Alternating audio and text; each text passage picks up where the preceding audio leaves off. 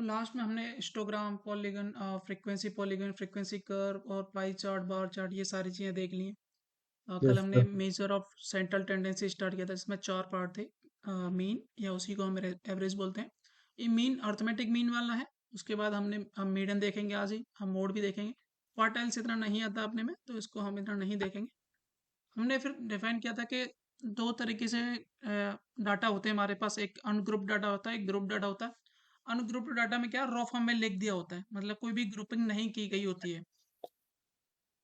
इसके बारे में यस सर। हमने कल देख लिया था। ये बस ऑर्गेनाइज नहीं होता है, ना कि किसी ग्रुप या इंटरवल्स में। These are individual observation listed as they are, जैसे हैं उनको ऐसे लिख दिया जाता है। जैसे कि एग्जांपल के लिए मैं बोलूँ, जैसे कि अगर यहाँ पे मैं मार्क्स की बात कर रहा हूँ, मैं मार्क्स लिख रहा हूँ स्टूडेंट्स के, तो मैंने लिखा 7, 10, उसके बाद 15, 20, 35, यहाँ फिर से 15 आ गया, फिर से 10 आ गया, फिर से 7 आ गया। तो बस एक एक करके स्टूडेंट का डाटा में लिखते हुए, कोई भी ग्रुपिंग नहीं की मैंने, एज रैंडम था, एज इंडिविजुअल का डाटा मैंने लिख दिया। इसको बोलते हैं अनग्रुप्ड डाटा। तो अनग्रुप्ड डाटा के लिए हमने कल देखा था कि किस तरीके से मीन निकालते हैं, किस तरीके से मीन का ही हमने देखा था कल, और बाकी कुछ चीजें नहीं देखी थी। अनग्रुप्ड डाटा समझ में आगे क्या होता है? Yes sir. ओके। फिर हमने ग्रुप डाटा देखा था यहीं पे। ग्रुप डाटा क्या होता है? ग्रुप डाटा में क्या था, जो सेम चीज होती है उनको मर्ज कर देता है, उनके ग्रुप्स बना दिए जाते हैं। यहाँ पे देखो सेम क्या था, मार्क्स एक 7 सेम था, एक और सेम था। फिर उसके बाद 15 सेम था, 15 सेम था। उसके बाद 10 सेम था, उसके बाद 10 और सेम था। यानी कि यहाँ पे इसको कैसे लिखेंगे, यहाँ पे मैं मार्क्स लिखूंगा और यहाँ पे लिखूंगा फ्रीक्वेंसी, यानी कितनों बच्चों के मार्क्स आए हैं, इतने इतने। तो 7 मार्क्स 2 बच्चों के आए थे। उसके बाद 10 मार्क्स भी 2 बच्चों के आए थे। 15 मार्क्स भी 2 बच्चों के आए थे। अब पीछे देखूंगा तो 20 और 35 ये एक एक बच्चे के आए थे। तो इस तरीके से क्या है, बड़े डाटा को कंसाइज जगह में कैसे लिखना है, उसके लिए हम यूज करते हैं ग्रुप डाटा। ग्रुप डाटा दो तरीके के होते हैं, आगे चल के हम देखेंगे। एक डिस्क्रीट वाला, एक कंटिन्यूस वाला। एक डिस्क्रीट होता है, एक कंटिन्यूस होता है। दोनों को हम जानते हैं, कौन कौन से डिस्क्रीट होते हैं, कौन कौन से कंटिन्यूस होते हैं। Central tendency for ungroup data पहले पढ़ने वाले हैं। उसमें सबसे पहले मीन के बारे में हम देखेंगे। मीन फॉर अनग्रुप डाटा कल हमने देखा था थोड़ा सा, आज और देख लेते हैं एग्जाम्पल के लिए। मीन होता क्या है अनग्रुप डाटा के लिए, वो मैं लिखवा देता हूँ। मीन इज इक्वल टू, या मीन फॉर, या डायरेक्टली लिखते हैं, it equals to Sum of all observations हाँ, upon total number of observations. Total number of observation. It equals to the sum of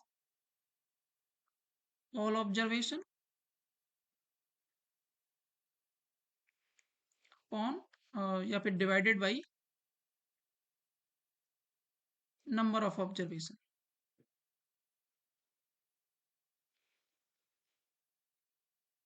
का मतलब क्या, एग्जांपल के लिए बोलूँ मैं, मेरे पास मैं स्टूडेंट्स की हाइट मेजर कर रहा था, तो मैंने डाटा कलेक्ट किया। तो पहले स्टूडेंट की हाइट x1 थी, दूसरे की x2, तीसरे की x3, ऐसे ही करते करते मैंने n स्टूडेंट की हाइट मेजर की, लास्ट वाले की xn थी। तो यहाँ पे अगर मेरे को मीन निकालना है, तो मीन के लिए मैं क्या करूँगा, पहली बात तो मीन्स हम इस तरीके से रिप्रेजेंट करते हैं मीन को। कुछ भी कर सकते हो, वो आपके ऊपर है। बहुत सारी जगह म्यू से किया जाता है इस तरीके से, इससे भी कर सकते हो। तो यहाँ पे क्या होता है, सम ऑफ ऑल डाटा, यानी कि x1 प्लस x2, यानी कि सभी बच्चों की हाइट का मैं सम कर दूंगा, और divided by number of student, या बच्चा जी कितने थे, वो n थे। यानी कि ये मेरा हो जाएगा मीन। क्या समझ में आया मीन क्या होता है? Yes sir. ठीक है, एग्जाम्पल के लिए बात करें। 20, 25, 35 एंड 40, बताओ जरा मीन कितना होगा इनका। दीज आर मार्क्स, ये मार्क्स है। 30 sir. 30। मीन के लिए क्या करना है, सबका सम, यानी कि 20 प्लस 25 प्लस 35 प्लस 40 अपॉन 4। सबका सम कितना आ रहा था? 120. 120 बाई 4, यानी कि 30 इज द आंसर। तो इस तरीके से चीजें कर पाओगे। Yes sir. ओके, एक और ले लिया है यहाँ पे, तो 25, 35 एंड 20, 25 एंड 35 एंड यहाँ पे ले लेते हैं एक और 40 एंड एक और ले लेते हैं 45। इनका बताओ जरा कितना होगा।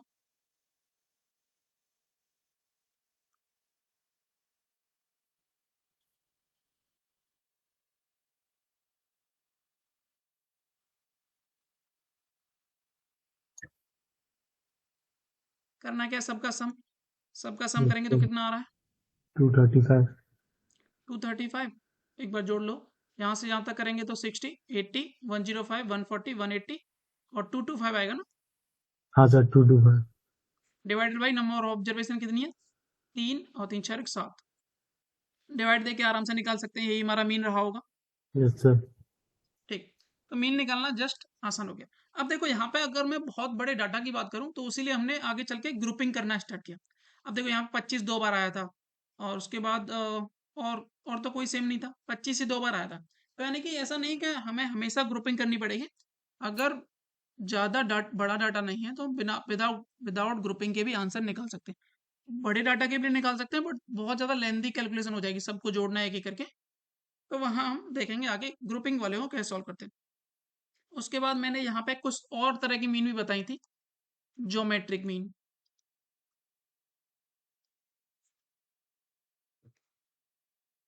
ज्योमेट्रिक मीन क्या होती है? Sir multiplication of all observations की पावर 1/n. हाँ 1/n डायरेक्टली लिख देता हूँ यहाँ पे ज्योमेट्रिक मीन। जैसे कि अगर मेरे पास x1 x2 x3 date dots xn, तो इन सब का multiply x1 into x2 into x3 dot dot dots xn की पावर 1/n, यही होती है आपकी ज्योमेट्रिक मीन। उसके बाद मैंने एक हार्मोनिक मीन भी बताया था। Yes sir. n/1 प्लस ऐसे अप टू. हाँ ये भी हाँ, लिख सकते.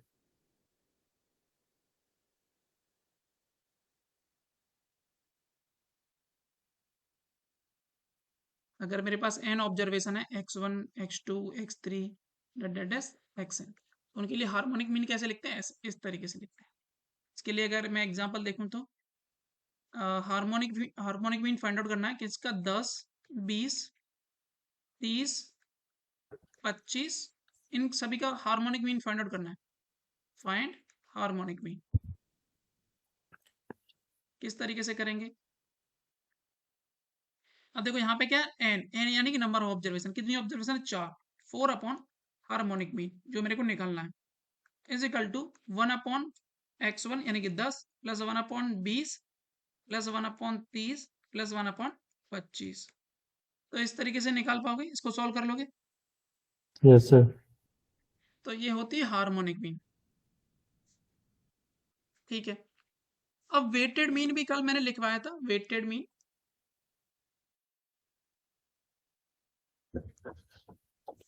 वेटेड मीन ऐसा कुछ ज्यादा नहीं होता है, वो एक ग्रुपिंग की तरफ ही चला जाता है, ग्रुप डाटा की तरफ। उसी को हम आगे चल के वेटेड मीन के नाम से पढ़ते हैं, मतलब उसी ग्रुप डाटा को भी एक वेटेड मीन का नाम दे देंगे।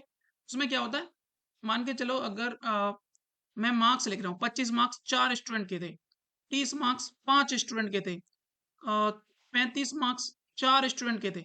तो ये क्या है, मार्क्स है और ये नंबर ऑफ स्टूडेंट है, उसी को हम फ्रीक्वेंसी बोलेंगे।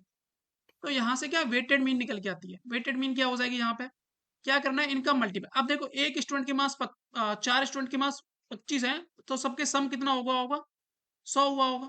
Yes sir. यहाँ पे 150 हुआ होगा, यहाँ पे 140 हुआ होगा। अब मैं सारे स्टूडेंट को अगर मैं सम करूं तो वहां से कितना आएगा। तो यहाँ से आगे चल के हम एक फॉर्मूला बना देते हैं,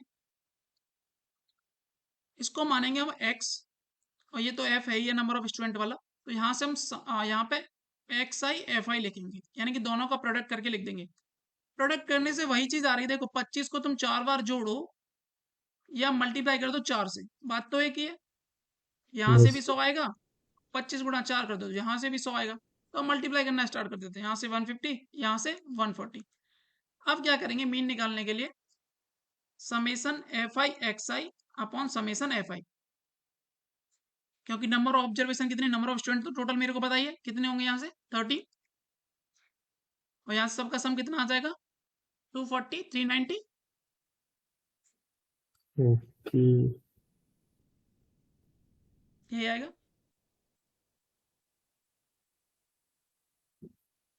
क्या हुआ? नहीं सर, आ गया, समझ में आ गया। हाँ, तो यहाँ से मीन कितना निकल के आएगा? यहाँ पे 10। सम है 390 अपॉन 30, तो कितना आ जाएगा? 30। Yes sir. That is the answer. एक होता है कंबाइंड मीन, ये भी कुछ नहीं है। अब इसमें क्या बोलेगा कि एक ग्रुप था, उसमें एन स्टूडेंट थे, मान के चलो उसमें एक ग्रुप था, ग्रुप वन, इसको मैं नाम देता हूँ ग्रुप वन। उसमें 4 स्टूडेंट थे और उनका मीन था यहाँ पे मैं लिख देता हूँ, एन की वैल्यू 4 थी यहाँ पे, और उनका मीन था 25। एक दूसरा ग्रुप था, ग्रुप टू नाम दे देता हूँ उसका, उसमें नंबर ऑफ स्टूडेंट 5 थे और उनका मीन था 30। बोलेगा अगर दोनों ग्रुप को मैं कंबाइन कर दूं तो कंबाइंड ग्रुप का मीन क्या होगा, उसी को कंबाइंड मीन बोलते हैं। तो यहाँ पे देखो, अगर मैं यहाँ पे टोटल मार्क्स निकाल लूं, कितने हुए होंगे? 100। 4 स्टूडेंट थे, मीन 25 था, तो सबका सम करने पे मार्क्स 100 ही है, 100 ही रहे होंगे। यस यहाँ पे सर। 150 रहे होंगे। दोनों का सम कर दो, divided by number of student, कितने? 9 है, यानी कि 250/9 इज द आंसर। इसी को अगर मैं फॉर्मूले के बेसिस में लिख दूं तो क्या हो जाता है? यहां से लिख लेते हैं एक्स आई, या हाँ ऐसे लिख देते हैं, x1 n1 plus x2 n2 upon n1 plus n2, where x1 and n1 mean of group 1 and number of student of group 1, number of observation या कुछ भी लिख लो ऑफ ग्रुप 1। यहाँ पे x2 और n2 क्या हो जाएंगे? मीन ऑफ ग्रुप 2, और n2 क्या हो जाएगा? Number of observation of group 2। क्या ये समझ में आया दोनों चीजें? Yes sir. अगर यहाँ पे मैं एक एग्जांपल लेता हूँ, there are 3 section in class, मैं लिख देता हूँ, there are 3 section in an class,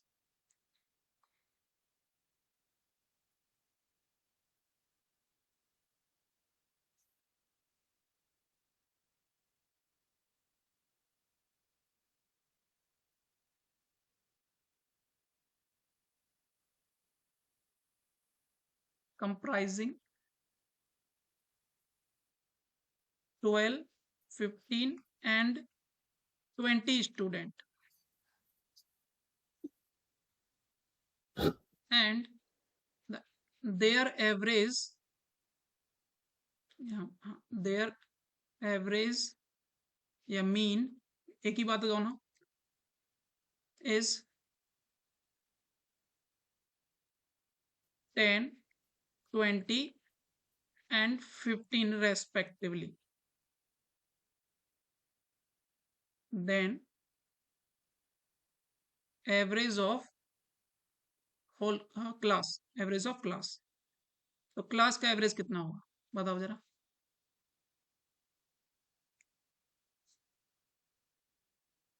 3 section है। कॉम्बाइंड मीन ही बोलते हैं ना एवरेज को तो। हाँ, combined mean. At the end पूछा क्या है उसने? एवरेज पूछा है क्लास का, तो मैं यहाँ पे कंसेप्ट यूज कर लूंगा कंबाइंड मीन के। यस। मीन तो एक ही है, अब मेरे पास 3 मीन पहले से दिए हैं, मैं उनको कंबाइन करके एक नया मीन बनाऊंगा, बोलूंगा तो उसको भी मीन ही। देखो यहाँ पे क्या, सेक्शन ए था, सेक्शन बी है, सेक्शन सी है, इसको मैं ए बी सी नाम दे देता हूँ। पहले वाले में नंबर ऑफ स्टूडेंट थे 12 एंड उनका एवरेज था 10। दूसरे वाले में नंबर ऑफ स्टूडेंट थे 15 और उनका एवरेज था 20। तीसरे वाले में 20 थे और उनका एवरेज था 15। तो मैंने ऊपर क्या बताया, कंबाइंड मीन पूछे या एवरेज पूछे, बात एक ही है। उसमें क्या करना है, x1 n1 plus x2 n2 plus x3 n3, अगर जनरलाइज और इसको जनरलाइज करना है तो यहाँ पे क्या है, x1 n1 plus x2 n2 plus x3 n3, डट डट डट चलते जाना है ऐसे ही। यहाँ पे n1 plus n2 plus n3, तो यहाँ पे कितना हो जाएगा? अगर इनका मल्टीप्लाई करके लिखूं यहाँ पे, तो 120 पहले वाले से, दूसरे दूसरे वाले से 300, यहाँ से से भी 300, 300। और सम करेंगे तो टोटल नंबर ऑफ स्टूडेंट कितने आ जाएंगे? 47। 47। Yes sir. तो ये तुम्हारा आंसर हो जाएगा, कितना होगा यहाँ 720 ये बाय सो 47। 720/47। तो कंबाइंड मीन समझ में आया? अगर मेरे यस पास सर। मीन दिए जाएं, सबको कंबाइन करके कैसे निकालना है? Yes sir. ज्योमेट्रिक मीन समझ में आया, हार्मोनिक मीन समझ में आया, ये सारी चीजें समझ में आ गई हैं। Yes sir. ठीक है, अभी पढ़ते हैं मोड के बारे में। मीन के बारे में हमने अनग्रुप डाटा को कैसे डील करना है वो हमने देख लिया। अभी देख लेते हैं मोड क्या होता है। Mode is just an most occurring value in the data set. मेरे पास एक डाटा होगा, उसमें जो सबसे ज्यादा बार रिपीट हो रही होगी वैल्यू, उसको ये क्या बोलते हैं? मोड बोलते हैं। यानी कि अगर मैं दूसरे तरीके से बोलूं उसको, observation with the highest frequency. Highest frequency का मतलब ये होता है जितनी ज्यादा बार रिपीट हो रही है, यस सर। रिपीटेशन को फ्रीक्वेंसी बोलते हैं। तो मोड क्या है? जो सबसे ज्यादा बार आए। अच्छा, अगर मैं यहाँ पे एग्जांपल के लिए देखूं, जैसे मैंने लिखा 2, 4, 6, 2, 8, 12, 2, 6 और यहाँ पे 10। ये मैंने लिखी किसी गांव के एज ग्रुप लिखा मैंने, एज लिखी है सबकी। अब एज लिखी है तो यहाँ पे मोड बताना है मेरे को। मोड कितना होगा भाई? क्या सर बताना है? Mode over mode 2। बता। 2 होगा। जो सबसे ज्यादा वैल्यू अकर किया उसी को हम मोड बोलते हैं। तो यहाँ पे 2, उसके बाद एक बार और आया, एक बार और आया, सबसे ज्यादा बार रिपीट 2 ही हुआ था, यानी कि मोड हो जाएगा इस डाटा का 2। तो सबसे आसान यही है, आराम से बस मैंने देखा और बता दिया। क्लियर है? Yes sir. अच्छा, दूसरा क्या है? अगर मैं एक और लिखता हूं, 2, 4, एक और एग्जांपल, 6, 8, 8, 6, 10, 15। अब यहाँ पे मोड कितना होगा? सर बता नहीं सकते क्योंकि 2 डेटा रिपीट हो रहा है। तो यहाँ पे एक तो 6 आया है, एक 6 और आया है, यानी कि 2 बार 6 आया है। 8 भी 2 बार आया है, यानी कि 6 भी 2 बार आया है और 8 भी 2 बार आया है। तो इसको क्या बोलेंगे हम? By model.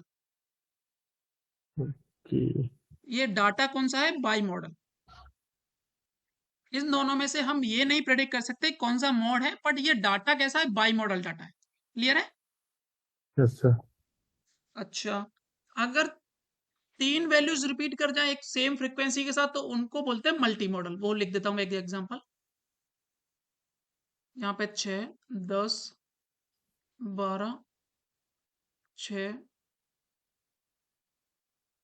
14, 12, 10 और 15।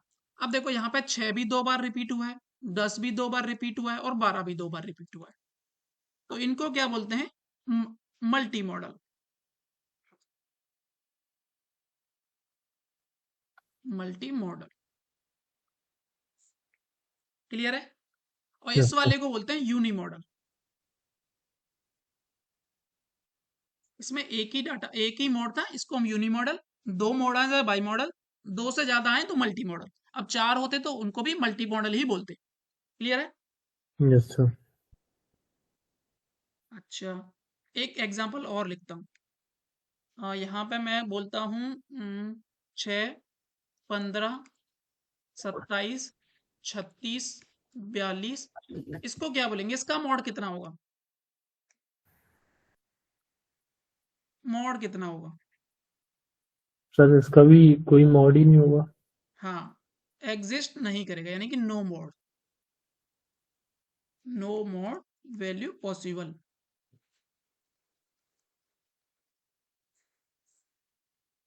क्लियर है? Yes sir. तो हमें कम से कम एक वैल्यू तो रिपीटेशन ज्यादा चाहिए ही चाहिए, जब भी हम मॉडल बता पाएंगे, अदरवाइज तो उसका मॉड बता ही नहीं पाएंगे। तो ये सारी चीजें मॉड के बारे में है।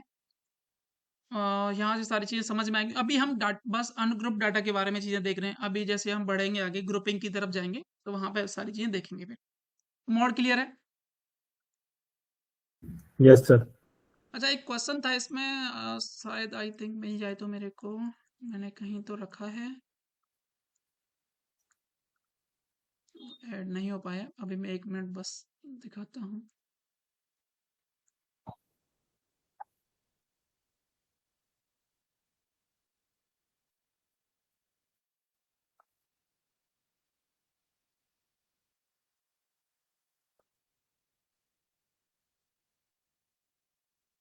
ये वाला क्वेश्चन देखो,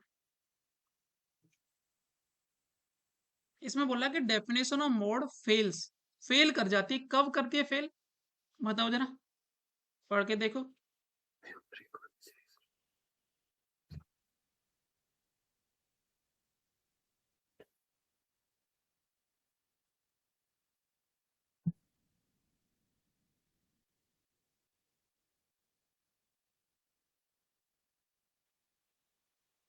सर ऑप्शन बी। हाँ बी, जो मैक्सिमम फ्रीक्वेंसी वो रिपीट ही ना करे उसकी, मतलब उसकी फ्रीक्वेंसी रिपीट ही नहीं कर रही है कोई भी, तो उसी को हम वहां पे क्या, उसकी डेफिनेशन क्या कर जाती है, फेल कर जाती है। क्लियर है? Yes sir. अच्छा ये वाला क्वेश्चन बता सकते हो क्या? अब यहाँ पे आए हैं तो इनको करके चलते हैं, चलो।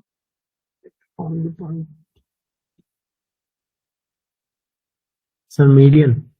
मीडियन, कल हमने देखा था दोनों ऑगिव को अगर मैं एक ही ग्राफ पर प्रेजेंट कर देता हूँ तो उनका जो इंटरसेक्शन का एक्स कोऑर्डिनेट वो मीडियन देता था।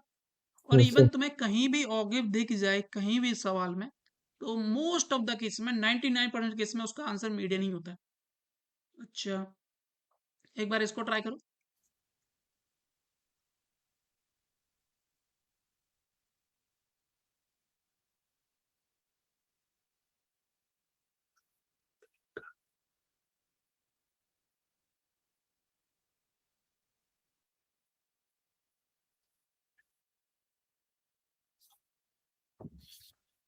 सर इसका बोथ 1 and 2 होगा। हाँ बोथ 1 and 2, क्योंकि पाई डायग्राम है सुटेबल फॉर कैटेगरियल डाटा, हाँ कैटेगरियल डाटा में ही बताए थे मैंने दोनों।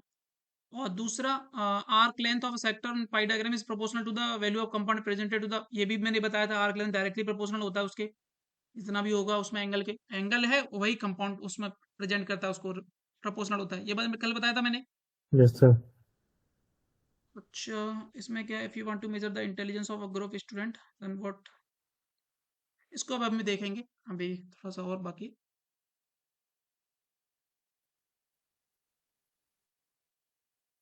ये वाला बता सकते हो क्या? ये बताओ और ये दोनों बताओ।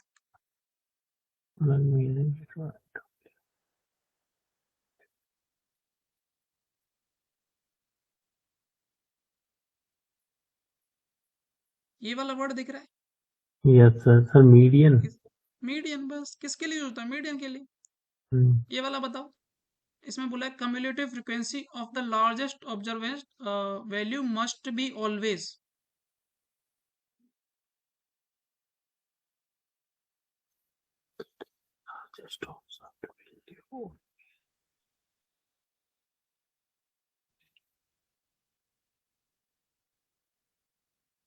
Sir greater to the total number of observation. कौन सा वाला? Option B.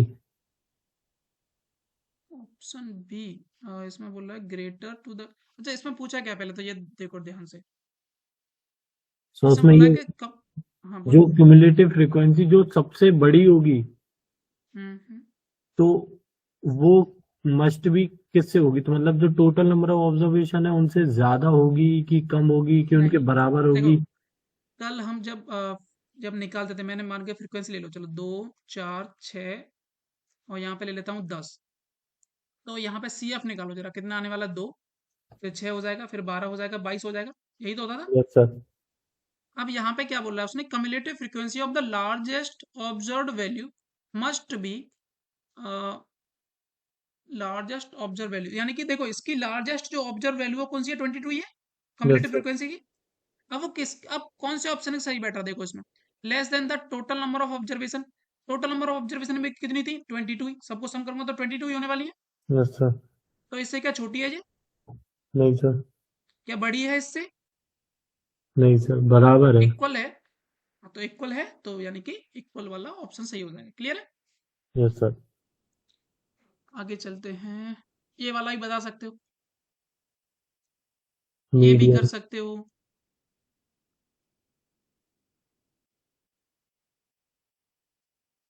तो मीडियन। मीडियन, यस मीडियन, दोनों का ही मीडियन है। थर्ड का भी इसका भी मीडियन है। मीडियन, इसके वही नीचे वाला। थर्ड वाले का भी मीडियन होगा, जहां भी ऑगिव दिख जाए मीडियन आंसर है। अच्छा ये वाले अभी नहीं कर पाओगे, इंडेक्स वाला भी अभी नहीं कर पाओगे, आगे चल के देखेंगे इनको। ये वाली चीजें हम देखेंगे थोड़ा सा बाद में। चलो आगे चलते हैं।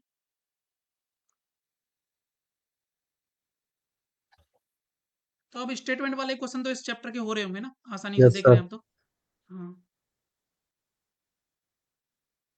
तो यहाँ से हमने क्या क्या देख लिया है, मीन वगैरह देख लिया, मोड भी देख लिया है। अब चलते हैं मीडियन की तरफ।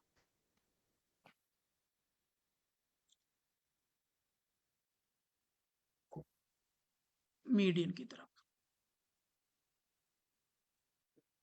मीडियन होता क्या है? मीडियन इज द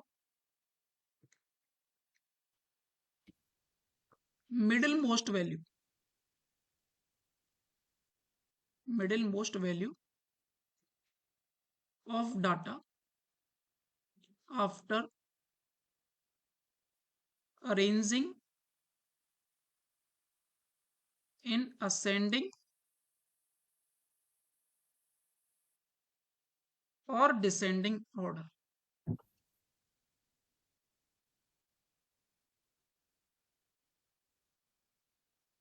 किसी एक डाटा को अगर मैं असेंडिंग या डिसेंडिंग ऑर्डर में लगा देता हूं तो उसकी मिडिल मोस्ट जो वैल्यू होती है वो क्या होती है? मीडियन होती है। अच्छा, जैसे कि एक एग्जांपल देखता हूं मैं। एक कोई रैंडमली डाटा ले लेता हूं मैं, यहाँ पे ले लिया मैंने 2, 8, 12, 6, 15, 37, 38, 4। इसका मेरे को बताना है मीडियन। तो सबसे पहले मेरे को करना क्या है, इस डाटा को करना पड़ेगा अरेंज, अरेंज करना पड़ेगा इन असेंडिंग ऑर्डर या डिसेंडिंग ऑर्डर, असेंडिंग ऑर्डर और डिसेंडिंग ऑर्डर किसी एक में कर लो। तो मैं असेंडिंग में कर लेता हूँ। असेंडिंग में क्या है, सबसे छोटे वाले को पहले लिखूंगा, फिर उसके बाद बड़े वाले को, फिर उसके बाद बड़े वाले को लिखते जाऊंगा। तो सबसे छोटा क्या है इसमें, 2 है। उसके बाद देखूंगा 4 है। उसके बाद देखा मैंने 6 है। उसके बाद 8 था। उसके बाद 12 था। फिर 15 था। फिर 37 था। फिर 38, 38 था। यही तो था। Yes sir. अब इसमें क्या, मिडिल मोस्ट वैल्यू मेरे को लेनी है। अब मिडिल मोस्ट वैल्यू देखो, यहां से देखा मैंने 3 और यहां से भी 3। अब बीच में ये दोनों वैल्यूज आई थी, यही तो आया था। Yes sir. अब यहाँ पे तो अगर ऐसा हो जाए कि दो वैल्यूज बीच में आ रही हैं तो उनका क्या ले लेना, मीन ले लेना उनका, यानी कि उनका एवरेज ले लेना है। यानी कि इस डाटा का जो मीडियन क्या होगा, मीडियन जो हो जाएगा इसका एवरेज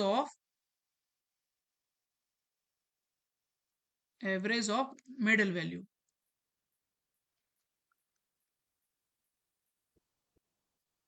ठीक है, इनका एवरेज निकालो जरा, कितना होगा? सर 10। 10, यानी कि 8 + 12 डिवाइडेड बाई 2 इक्वल टू 10। अब ये पॉसिबल, ये वाला केस बनेगा कब? ये वाला केस ओनली बनेगा जब तुम्हारे पास नंबर ऑफ जो वैल्यूज है वो इवन है, जब ही बन पाता है। Yes sir. ठीक है, तो यहाँ पे मैं इसके लिए वो लिख देता हूँ। पहले एक बार और देख लेते हैं, एक डाटा और लेकर के। यहाँ पे ले लेते हैं 6, 12,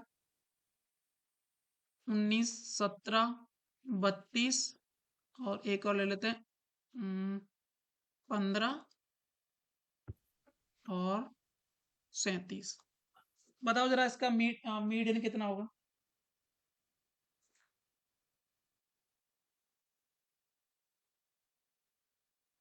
सर 19, वो 17। 17। एक मिनट देखते हैं।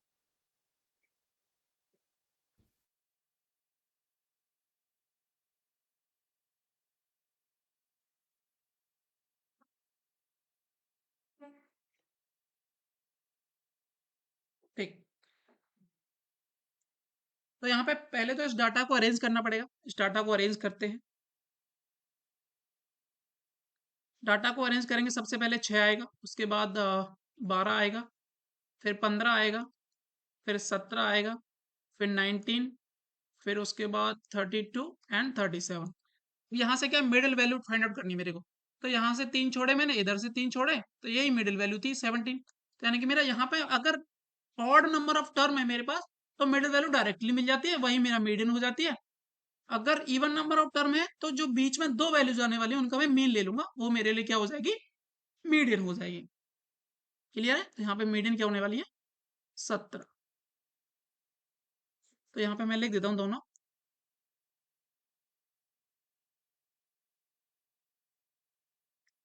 if number of observation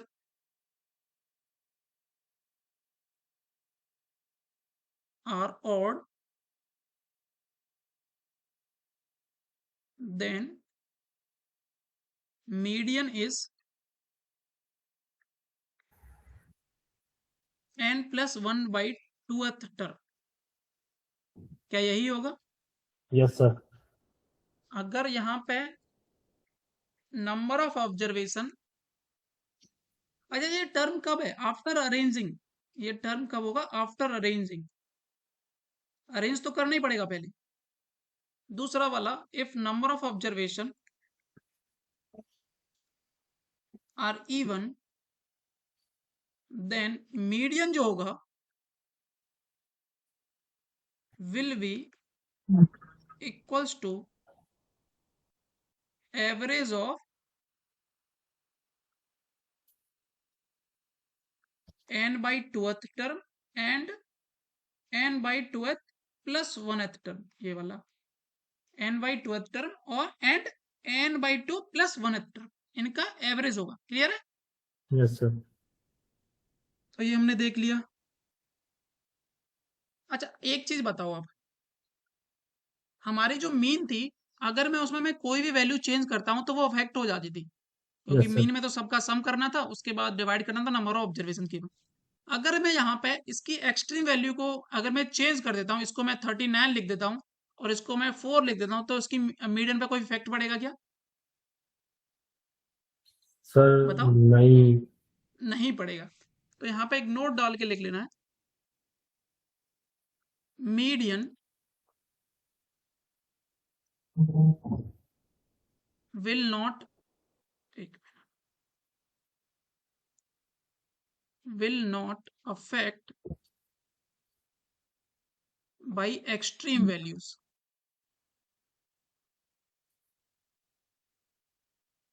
अच्छा ये हो जाएगा क्या? मोड भी एक्सट्रीम वैल्यू से अफेक्ट करेगा? सर अगर वो एक्सट्रीम वैल्यू मोड में मैक्सिमम टाइम रिपीट हो रही है तो करेगा। हाँ तो करेगा। तो यानी कि मोड वाले केस में भी नहीं बोल सकते। मीडियन वाले केस में हम बोल सकते हैं कि मीडियन में हमेशा ही जो एक्सट्रीम वैल्यू को चेंज करने से उसके मीडियन पर कोई इंपैक्ट नहीं पड़ेगा। क्लियर है यहाँ तक? Yes sir. ठीक है, तो ये हो चुका है बेसिक बेसिक सबके बारे में। अच्छा यहाँ से मतलब थोड़ा सा याद क्या रखनी चीजें, वो पहले बता देता हूँ। जैसे कि देखो, अगर कोई बड़ा डाटा है, जैसे कि मैं यहाँ पे लिख रहा हूँ 29, 37, 15, 4, 39, 29, 14, 13, 67, 53। अब ये काफी बड़ा डाटा है। एक और ले लेते हैं 12। अब ये काफी बड़ा डाटा है, उसको अरेंज करने में लगने वाला टाइम ऑब्वियसली। अब यहाँ पे एक 10-11 टर्म है, दो दो तीन और बढ़ा दूं तो काफी लंबा हो जाएगा। 14-15 कर दिया तो मैंने, काफी लंबा हो जाएगा। तो उसके लिए क्या करना है, सभी को अरेंज नहीं करना है। सभी को अरेंज नहीं करना मतलब क्या है? पहले नंबर ऑफ टर्म काउंट करो कितने हैं। तीन नेगेटिव। और तीन 6, 9 और 2 11। नंबर ऑफ टर्म है 11। अब मेरे को पता चल गया कि 11 टर्म है, तो मेरा जो मीन होगा वो कौन सा होगा? 6। सिक्स्थ वाला टर्म होगा। Yes sir. अगर सिक्स्थ वाला टर्म होगा तो मैं बस 6 टर्म लिखूंगा, उसके बाद छठवें टर्म को अपना आंसर बता दूंगा। वो 6 टर्म देख लो इसमें, स्टार्टिंग के बस कौन से होंगे? सबसे पहले स्टार्टिंग हो रही है 4 से, फिर उसके बाद 12 होगा, फिर उसके बाद 13 होगा, फिर उसके बाद 14 होगा, फिर 15 होगा। अब देखो 12, 13, 14, 15। अब जो नेक्स्ट टर्म आने वाला है वही मेरा आंसर होगा। अब नेक्स्ट टर्म कौन सा है इसमें से? 29। Yes sir. तो 29 मेरा आंसर हो जाएगा यहाँ पे। क्लियर? Yes sir. तो मेरे को उतने ही लिखने हैं। अगर यहाँ पे नंबर ऑफ टर्म इवन होते, जैसे कि मान के चलो मैं यहाँ से एक वाला एक टर्म गायब कर देता हूँ, ये 29 मैंने गायब कर दिया, तो अभी यहाँ पे मीडियन कितना होता? तो मैंने नंबर ऑफ टर्म देखे। अब नंबर ऑफ टर्म कितने हैं? 10 है। तो मैं कौन कौन से टर्म लिखूंगा? अच्छा मेरे को ये तो पता है 4 इधर होंगे, 4 उधर होंगे, बीच वाले 5 और छठा वाला मेरा वो होने वाला है मीडियन, उनका एवरेज मीडियन देने वाला है। तो मैंने देखा कि 4 टर्म इधर लिख देता हूँ, 4, 12, 13, 14। उसके बाद नेक्स्ट टर्म होगा 15 होगा, और 6 वाला टर्म 29 होगा। इन दोनों का जो एवरेज होगा वही मेरा आंसर होगा। क्लियर यस है? सर 22। 22। ओके, समझ में आई चीजें किस तरीके से थोड़ा सा बचना है पूरे डाटा को अरेंज करने से। Yes sir. ठीक है, अभी चलते हैं centre tendency for group data.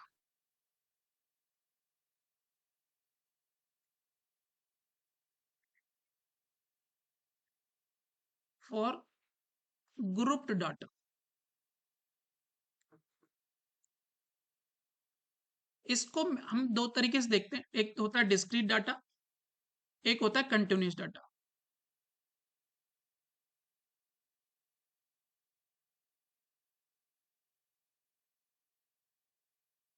तो सबसे पहले मैं डिस्क्रीट डाटा के बारे में चीजें डिस्कस करूंगा। तो पहले तो मीन देख लेते हैं। इसका मतलब क्या है, जैसे हमें डाटा दिया गया उसको हमने ग्रुपिंग कर ली। ग्रुपिंग करने का मतलब क्या है, एक क्लास में कुछ स्टूडेंट थे और उनके मार्क्स में यहाँ पे रिकॉर्ड कर रहा हूँ, यहाँ पे क्या कर रहा हूँ, मार्क्स रिकॉर्ड कर रहा हूँ उनके। तो मैंने देखा कि 25 जो मार्क्स हैं वो 4 स्टूडेंट के आए हैं और दूसरे 75 मार्क्स आए हैं 2 स्टूडेंट के। और उसके बाद देखा मैंने यहाँ पे 50 मार्क्स आए हैं 3 स्टूडेंट के। और एक और ले लेते हैं कोई, 75 मार्क्स हैं 4 स्टूडेंट के।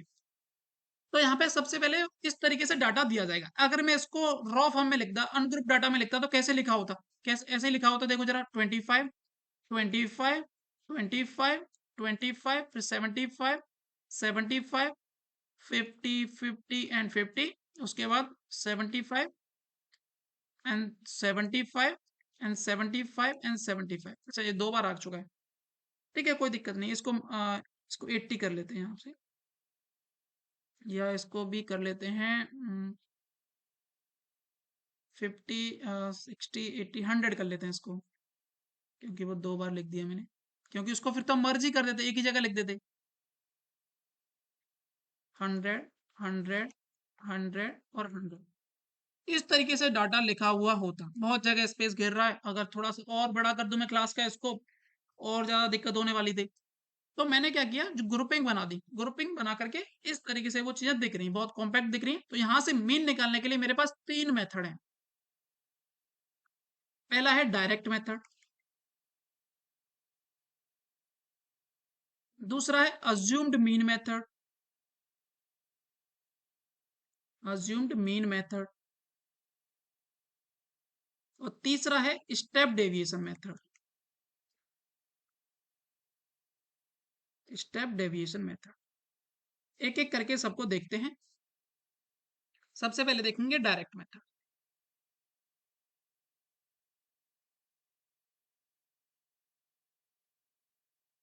डाटा क्या था वो लिख लेते हैं एक बार, 25 75। अच्छा, ऐसे लिख देते हैं, 25 50 75 100। 25 वाले 4 थे, 100 वाले 2 थे, ये 4 थे, ये भी 4 थे। ये मार्क्स थे। इनको मैं आगे से रिप्रेजेंट करूंगा एक्स से। ये नंबर ऑफ स्टूडेंट है, नंबर ऑफ स्टूडेंट, इनको हम रिप्रेजेंट करेंगे एफ से। क्या ये समझ में आया? डायरेक्ट मेथड का जो मीन का फॉर्मूला होता है वो होता है summation f I x i upon summation f i. Clear है? Yes sir. अब ये समेशन का साइन क्या दिखाता है, यानी कि मैं क्या करने वाला हूं, इधर एक नया, एक मिनट, इसको यहां से हटा के थोड़ा सा इधर लिखना पड़ेगा, यहां लिख देता हूं, summation f I x i upon summation f i. अब यहाँ पे एक टर्म बनाता हूँ मैं, नया टर्म एफ आई एक्स आई, यानी कि इनका प्रोडक्ट करके लिखूंगा। तो इन दोनों का प्रोडक्ट होगा, पहले वालों का 100, दूसरे वालों का भी 100 होगा। इनका कितना होगा 300, और इनका कितना होगा 400। समेशन का मतलब होता है सबका सम, इनका सबका सम कितना हो जाएगा यहाँ से 900। Yes sir. तो इसी को बोलेंगे summation of f I x I, summation of f I x I. Mean निकालने के लिए क्या करना है, summation of f I x i upon summation of f I, summation of F. अब इनका समेशन कितना होगा जरा देखो यहाँ से, 14।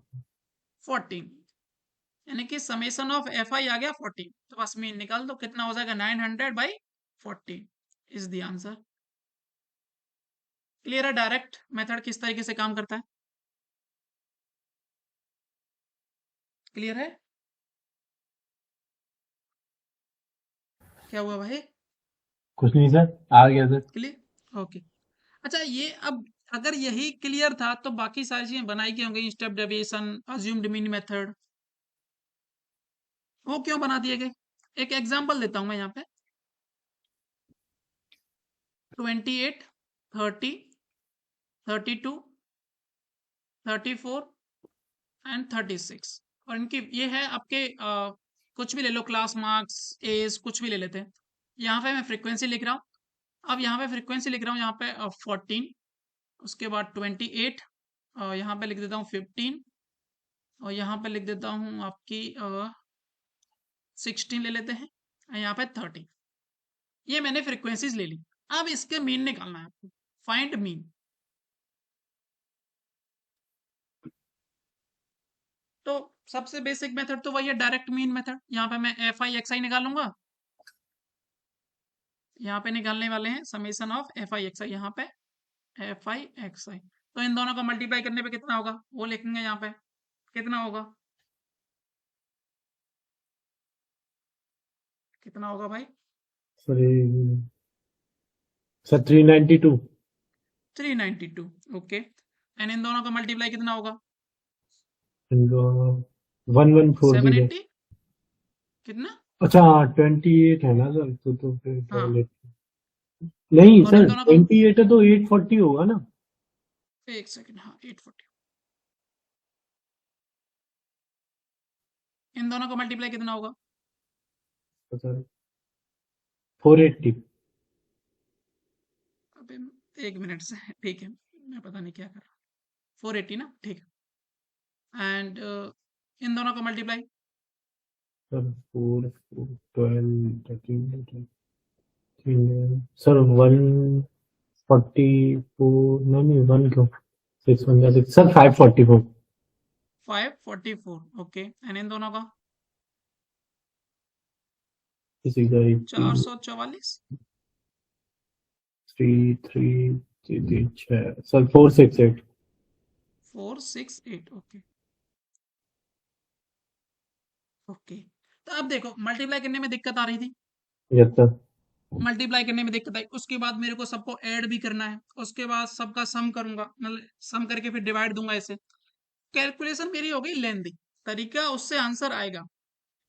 अब दूसरा मेथड मैंने पढ़ा था, assumed mean method. Assumed mean method, यहाँ पे उसको इंट्रोड्यूस करते हैं। उसमें क्या है, मैं अपने से कोई एक मीन मान लूंगा। अच्छा, मीन कहाँ से मानी जाएगी? क्या इनमें से मानी जाएगी या एक्स में से मानी जाएगी? अच्छा, सर एक्स में ये से बताओ, मानी जाएगी। एक्स में से मानी जाएगी, क्यों? क्योंकि हम निकाल किसका एवरेज है? मार्क्स का। तो मार्क्स में ही तो मानेंगे, वहीं से तो मीन आएगा। Yes sir. तो मैं मान लेता हूँ मीन, ये मेरा मीन रहा होगा, ये मेरा मीन रहा होगा, उसको मैंने मान लिया ए। अब मैं क्या करने वाला हूँ, अच्छा इसको थोड़ा सा नेक्स्ट उस पे लेके चलते हैं, इस पहले यहाँ से इसको सॉल्व कर लेना, आंसर सेम ही आएगा दोनों तरीके से। तो मैं नेक्स्ट स्लाइड पे लिखता हूँ, थोड़ा जगह कम है यहाँ पे। 28, 30, 32, 34 and 36, 14, 28, 15, 16, 30, ये एफ। सबसे पहले क्या करना है, कोई मीन मान लेना है। तो मैंने मान लिया ये वाला मेरा मीन रहा होगा, अज्यूम्ड मीन मेथड, मैंने इसको ए नाम दे दिया। उसके बाद क्या करना है, आपको निकालना है एक्स, एक्स माइनस ए, यानी क्या निकालना है, x minus A, x minus a. अब मेरे को एक्स तो पता है, ये हैं सारे, 28 था, 30 था, 32 था, 34 था, 36 था, ये सारे एक्स थे, और ए भी मेरे को पता है वो 32 है। तो यहाँ पे एक्स माइनस ए लिखना स्टार्ट करो। तो यहाँ पे कितना आएगा, माइनस का -4। 4, यस यहाँ सर। पे कितना आएगा, माइनस का 2, -2 यहाँ पे 0, 0 2 यहाँ पे 2, 4। 4, ये मेरा आ गया। अब मैं क्या करूंगा, इन दोनों का मल्टीप्लाई करके यहां लिखूंगा, उसको बोलूंगा f I x I minus a. इस तरीके से मैं लिखने वाला हूँ उसको, f i okay sir. Into x I minus a. अब इन दोनों को मल्टीप्लाई करो, यहाँ पे कितना आएगा, -56, माइनस का 56 यहाँ से, माइनस का 56, -56, ये 0, 0, ये 32, 32। ये 52। Yes sir. अब इनका करेंगे एडिशन, एफ आई एक्स आई माइनस के ए। तो यहाँ पे कितना हुआ, अब इनका एडिशन करेंगे तो कितना आएगा, यहाँ से देखो जरा, देखो ये 52 है, यहाँ से अगर मैं इसको काटूंगा तो माइनस के 4 एक्स्ट्रा बचने वाले, यस सर। तो ये हो गया माइनस का 60 ओवरऑल, और ये 32 है, तो माइनस के 28 बचने वाले। Yes sir. तो इनका सम आया माइनस के 28। ठीक है, अब मेरे लिए फॉर्मूला क्या बन जाता है मीन का, उसको मैं लिख देता हूँ, यानी कि वो होता है a plus summation F I D i upon summation F i. अब ये डी आई क्या है, इसी को बोलते हैं हम डी, इसी टर्मिनोलॉजी को हम बोल देते हैं डी, यानी कि जो समेसन ये आया है इसी को हम समेसन ऑफ डी आई बोल देते हैं, यानी कि इसको मतलब डी बोल देते हैं, किसको, इस वाले को। तो यहाँ से ये वाला समेसन किस तरीके से लिख देंगे, और करके summation F I D I is equal to minus के 28। क्लियर है, यस सर। देखो जरा कितना आया यहाँ से, तो ए तो मेरा 32 था, वो मैंने लिख दिया, इनका समेसन कितना आया माइनस का 28, समेसन ऑफ एफ आई कितना होगा, यहाँ से सम कर लो इनका कितना आने वाला है, तो यहाँ से ये हो जाएगा 42, 47, 57, 57, 63, 73 और 86, 86 ही आने वाला है।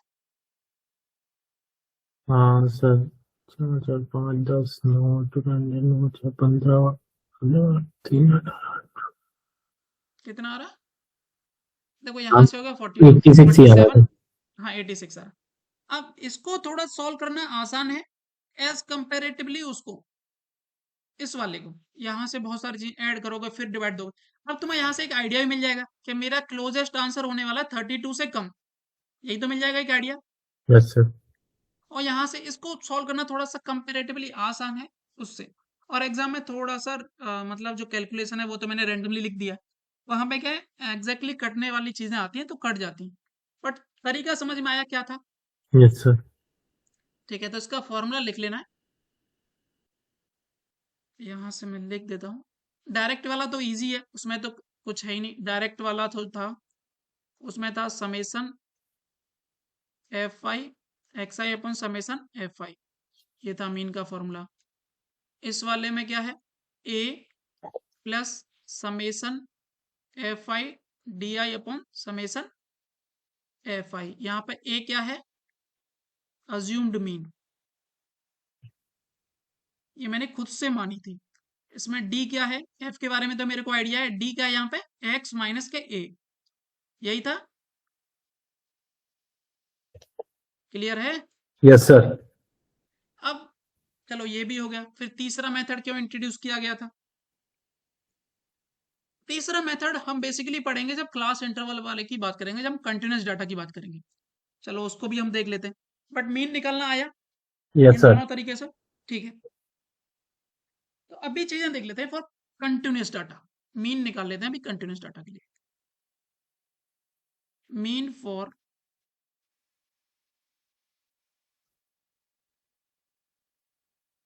कंटिन्यूस डाटा, अगर मैं यहाँ पे लिखता हूँ, यहाँ पे मैंने लिखा यहाँ पे भी मार्क्स ले लेते हैं, ये मैंने देखा 0 से लेके 10 तक के बीच में जो मार्क्स थे वो 5 स्टूडेंट के आए थे। उसके बाद मैंने देखा कि 10 से लेकर के 20 तक जो मार्क्स आए थे वो 10 स्टूडेंट के आए थे।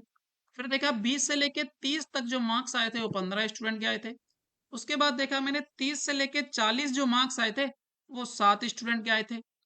उसके बाद देखा मैंने 40 से लेकर के 50 जो मार्क्स आए थे वो 8 स्टूडेंट के आए थे। अब बोलेगा यहाँ पे मीन निकाल दो, अब ठीक है मीन निकाल देंगे। अब मीन किसका निकाल रहे हैं, पहली बात तो ये दिमाग में होना चाहिए, क्या मार्क्स का ही मीन निकाल रहे हैं, यस सर। मार्क्स का मीन निकाल रहे हैं। अगर अब मेरे पास अगर x होता, x तो मेरे पास यहाँ पर एक रेंज में दे रखा है 10 से लेके 0 से लेके 10, 10 से 20, 20 से 30, अगर मेरे पास x की वैल्यू आ जाती जैसे मैं पहले दे रहा था कि यहाँ पे कोई x दे दे मेरे को, तो वो मैं बस F I x i upon summation F I करके मीन निकाल देता। तो उसी x को निकालने के लिए क्या करते हैं, इसको बोलते हैं हम क्लास इंटरवल, मार्क्स को यहाँ पे इसको बोलेंगे क्लास इंटरवल, सी आई इसको बोलते हैं। और जो x होगा मेरा वो होता है दोनों का मिडिल वैल्यू, यानी कि x इज व्हाट, यहाँ पे मैं लिख देता हूँ, lower limit plus upper limit by 2। क्या मैं निकाल सकता हूँ सारे x अब कितने हो जाएंगे यहाँ पे, ये 5 यस हो सर। जाएगा, ये 15, 15, 25, 25, 35, 35, 45। 45। अब once you get the value of x, क्या आप दोनों तरीके से मीन निकाल सकते हो? एक यस तो सर। तुम निकाल सकते हो डायरेक्ट वाले मेथड से, एक निकाल सकते हो अज्यूम्ड मीन वाले मेथड से। निकालो जरा, कौन से वाले से निकालना बढ़िया रहेगा, डायरेक्ट वाले से, अज्यूम्ड मीन वाले से? सर डायरेक्ट वाला आसान है इसमें। लगाओ जरा डायरेक्ट वाला, पहले डायरेक्ट वाले से देख लेते हैं। यहाँ नहीं लिखते हैं, यहाँ लिखते हैं, पहले करेंगे डायरेक्ट वाले से। डायरेक्ट वाले में क्या चाहिए, summation F I x i upon summation F I. तो समेसन एफ आई दोनों के लिए चाहिए, तो एक बार समेसन ऑफ एफ आई कर लेते हैं, सबका कितना आने वाला है यहाँ से देखो जरा, 15, 30 और 40, 45 आने वाला है, यही आने वाला है। Yes sir. अब उसके बाद क्या करना है, summation F I x i, यहाँ पे एफ आई और एक्स आई लिख लेते हैं।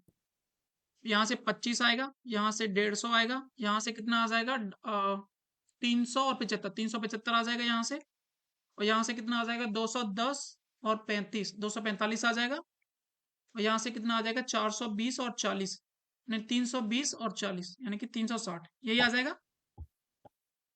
Yes sir. अब इनका सबका सम करो, कर लो भाई एक बार सम। यहाँ से कितना होने वाला है 175, और यहाँ से हो जाएगा 450, 550, 550, और यहाँ से हो जाएगा 750, 795, 211/9। 1095, 1155, यस सर। यही आएगा या नहीं आएगा? करो एक बार चेक जल्दी से। देखो लास्ट में तो यूनिट डिजिट 5 ही आने वाली है, 5 5 देखा, फिर उसके बाद देखा यहाँ पे 7, 12, 16, 22, 22, सर और यहाँ पे 1055 नहीं आएगा? 1 मिनट, 7, अच्छा यहाँ पे 14 होगा, 14, 21, 21 और 6, 27, नहीं एक सर, मिनट रुको, देखो कर रहा हूँ। 1155 ही आएगा।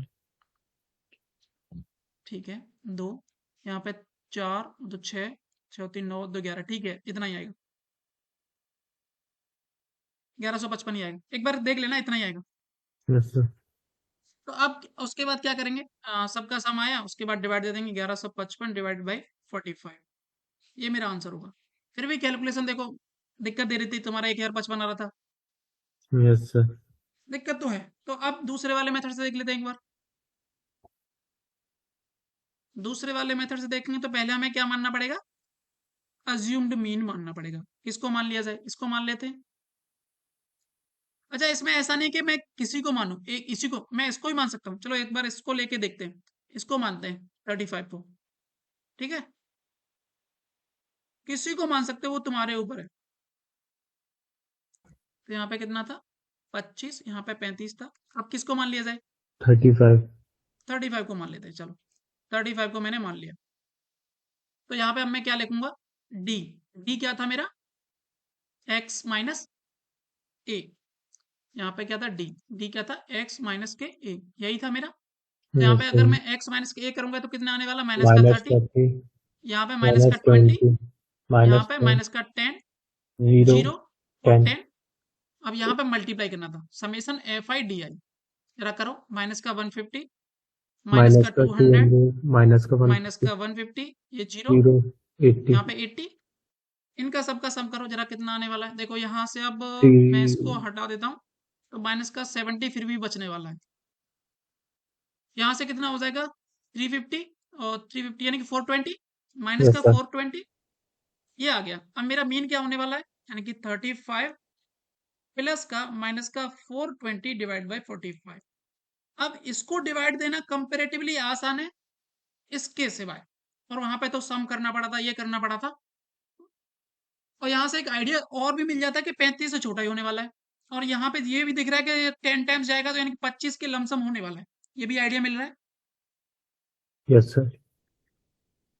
तो ये वाला method step deviation, sorry, assumed mean method काम का है थोड़ा सा। इसके लिए फॉर्मूला क्या था, a plus summation F I D i upon summation F i, यही था। Yes sir. डी क्या है, एक्स माइनस के ए, सारी चीजें लिख लेनी है, मल्टीप्लाई करना, आराम से सॉल्व हो जाएगा। क्लियर है? Yes sir. अब अगर ये क्लियर है तो फिर हमने वो क्यों पढ़ा, स्टेप डेविएशन वो क्यों लिखा था। अब यहाँ से उसको भी देख लेते हैं एक बार। अच्छा, एक बार आंसर निकालें, कितना आने वाला है। सर पॉइंट में आ रहा है आंसर। पॉइंट में आ रहा है, कितना आ रहा है फिर भी एक बार देखो जरा। इसको 5 से काट देते हैं 9 टाइम्स, और इसको 5 से काटेंगे तो कितने टाइम्स जाएगा, 8, 84 जाएगा। Yes sir. तो यहाँ से अगर इसको 25। काटेंगे तो 9 टाइम्स चला जाएगा कंप्लीटली, उसके बाद बचने वाले हैं 3, और 30 हो जाएगा, यानी कि 3, यानी कि 9.3 टाइम्स समथिंग समथिंग जाने वाला है। तो यहाँ से कितना बचने वाला है, 25.7, कितना आंसर होने वाला यस है। सर।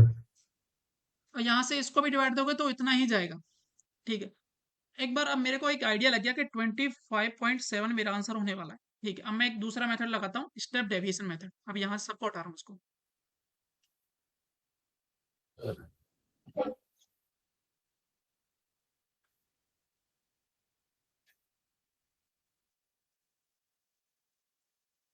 चलो नेक्स्ट स्लाइड पे ले लेते हैं, यहाँ पे कुछ ज़्यादा समझ में नहीं आएगा। क्लास मार्क्स लिख लेते हैं, इसको क्लास इंटरवल बोलते हैं।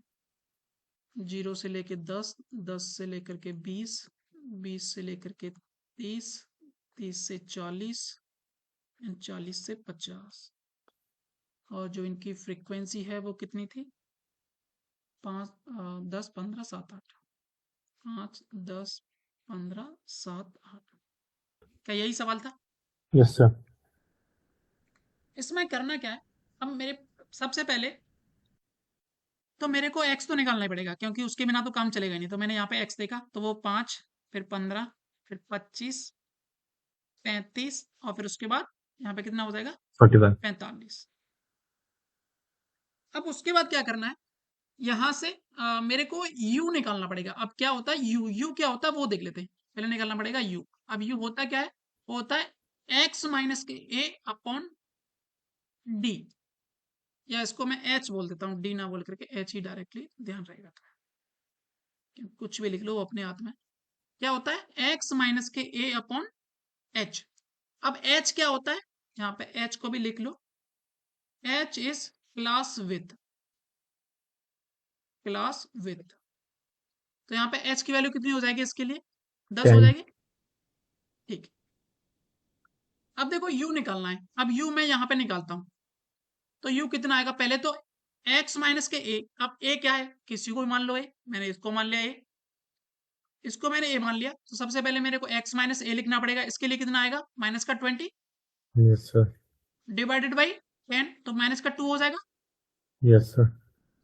इसके लिए कितना आने वाला है, माइनस का 10, वो कितना हो जाएगा, माइनस का 1 हो जाएगा। बताओ। Yes sir. अब इसके लिए तो जीरो ही आने वाला है, x माइनस ए, तो या तो जीरो ही रहेगा। इसके लिए 10 डिवाइड बाई 10 1। यानी कि 1 आ जाएगा। इसके लिए 2 आ जाएगा। अब देखो मल्टीप्लाई करना और आसान हो गया, एफ आई यू आई, यहाँ से -10, यहाँ से -10, यहाँ से 0, यहाँ से 7, और यहाँ से 16। देखो जरा सम कितना आया, यहाँ से 23 और ये 20, यानी कि 3 आया है सम। समेसन एफ आई यू आई कितना आया, 3। 3। मेरा फॉर्मूला क्या होता है मीन के लिए, वो ध्यान रखना है बस, a plus summation F I you I upon summation F I into H, ये मेरा फॉर्मूला होता है। अब देखो a तो मेरे को पता है 25 माना था, मैंने लिख दिया। समेसन एफ आई यू आई कितना आया, 3 आया। फ्रीक्वेंसी का सबका सम कितना था, एक बार देख लो सबका सम कितना आया था। 45। और यहाँ से 35 या 45, 45 सर। 45, और इंटू एच कितना है, 10 है। सॉल्व कर दो, यहाँ से कितना आने वाला है, देखो यहाँ से 25 और यहाँ पे 30 अपॉन 45, 5 से काट दो 9, 5 से काट दो 6, और तो काट दो 3 से काट दो 3, 3 से काट दो 2, तो यहाँ से 25.66 मेरा आंसर हो गया, या 67। अब देखो यहाँ पे हमने 25.7 लिखा था, अब यहाँ पे एग्जैक्टली हम पहुंच गए उसकी तरफ, कैलकुलेशन और भी आसान होगी। नहीं हुई क्या? Yes sir. तो ये 3 मेथड है मीन कैलकुलेट करने पड़े, कैलकुलेट करने के। सबसे पहले देखा हमने डायरेक्ट मेथड, उसके बाद देखा हमने अज्यूम्ड मीन मेथड, उसके बाद देखा हमने स्टेप डेविएशन मेथड। क्लियर है तीनों मेथड? Yes sir.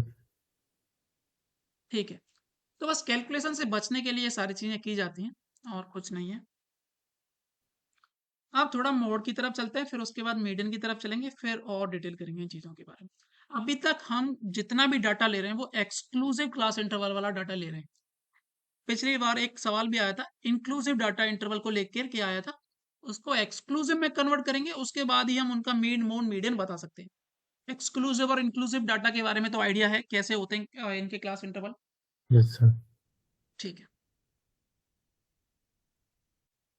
अब यहाँ पे हम बात कर लेते हैं मोड की फॉर ग्रुप डाटा। सबसे आसान है यही, इसमें तो सबसे आसान यही है। अच्छा, अब इसके लिए मैं पहले बात करूंगा डिस्क्रीट वाले के लिए।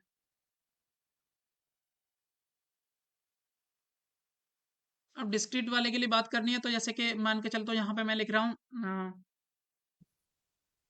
कुछ भी लिख लेते हैं, क्लास में स्टूडेंट के मार्क्स या एज लिख लेते हैं या वेट लिख लेते हैं, क्लास में स्टूडेंट का वेट लिख लेते हैं इधर। यहाँ पे वेट लिख देता हूँ सबका, और यहाँ पे नंबर ऑफ स्टूडेंट, उसी को नंबर ऑफ स्टूडेंट को ही हम फ्रीक्वेंसी बोलते हैं।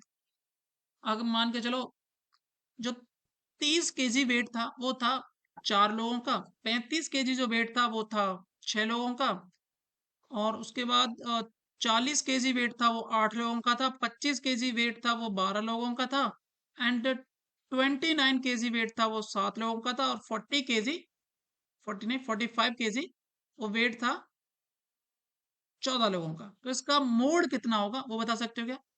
45। 45 is the answer.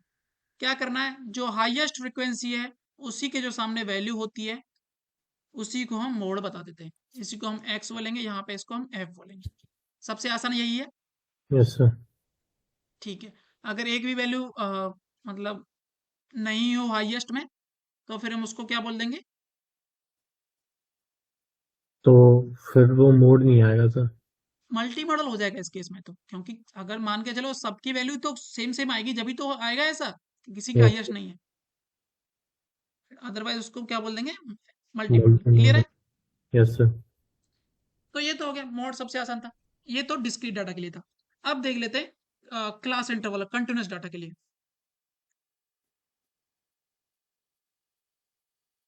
Mod for continuous data.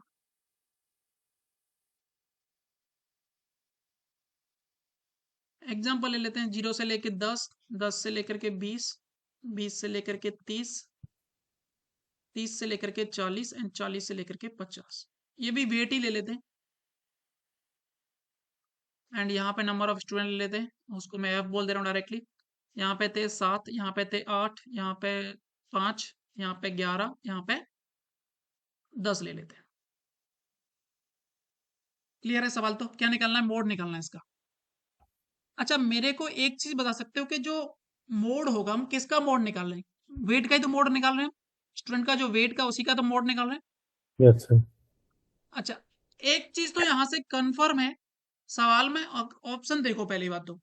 अब पहली बात तो ये है आपका क्लास इंटरवल, तो यहाँ से क्या मेरे को मॉडल क्लास के बारे में बता सकते हो? मॉडल क्लास का मतलब क्या है कि मेरा मॉड इन्हीं के बीच में रहने वाला है। मैंने देखा सबसे हाईएस्ट फ्रिक्वेंसी ये थी, उसके सामने देखा ये वाला क्लास इंटरवल है, तो मेरा जो भी ऑप्शन रहेगा वो 30 या 40 के बीच में रहेगा, ये कंफर्म है। क्लियर है कुछ?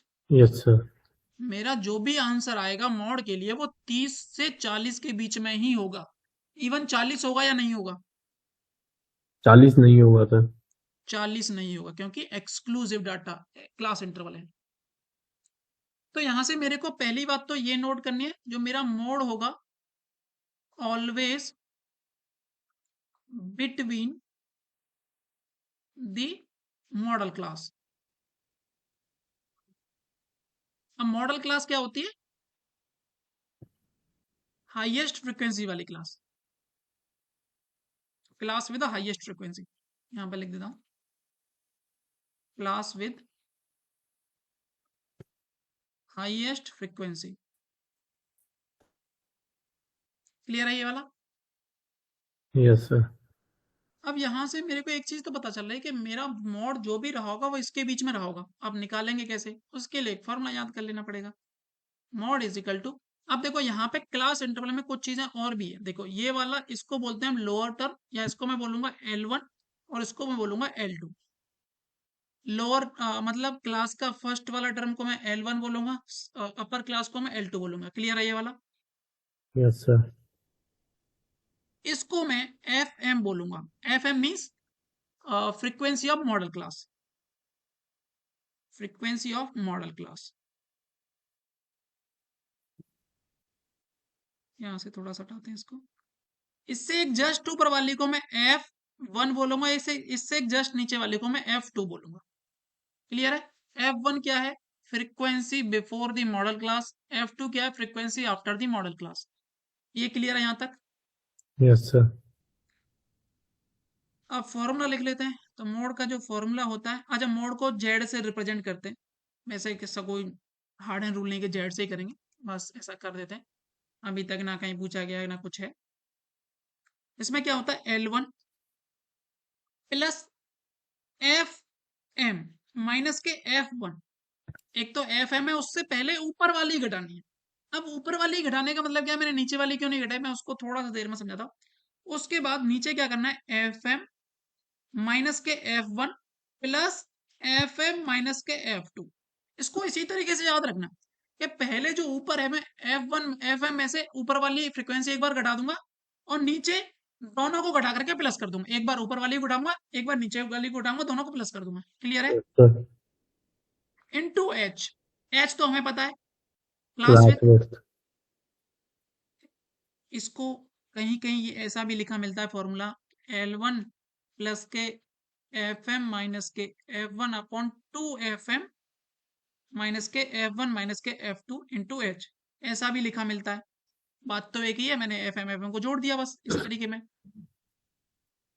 पर ये थोड़ा सा याद रहता है यस सर।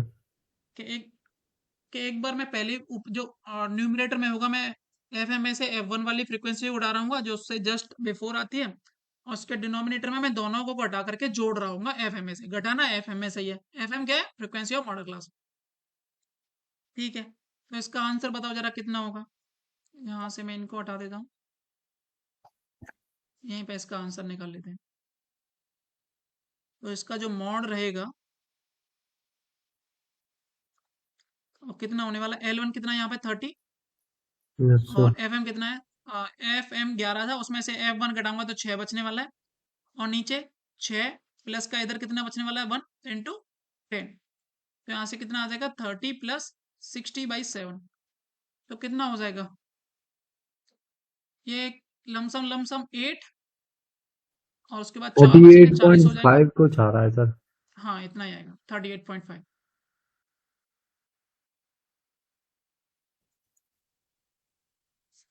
तो क्लियर है चीजें? Yes sir. अभी हम निकालना सीख रहे हैं चीजों को। इसका एक ही फॉर्मूला, यही याद रखना है, कुछ याद नहीं रखना है इसके बारे में। FM क्या होता है, F1 क्या होता है, F2 क्या होता है, ये सारी चीजें देख ली हमने। मॉडल क्लास क्या होता है, ये सारी चीजें देख ली हमने डिस्क्रीट के लिए देख लिया, और उसके लिए कंटिन्यूस डाटा के लिए भी देख लिया। अब बचता है मीडियन, उसको भी ये देख लेते हैं, उसके बाद आगे चलें।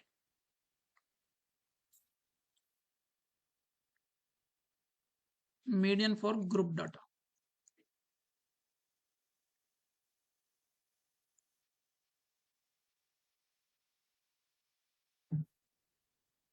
इसमें भी पहले हम डिस्क्रीट वाला लेंगे।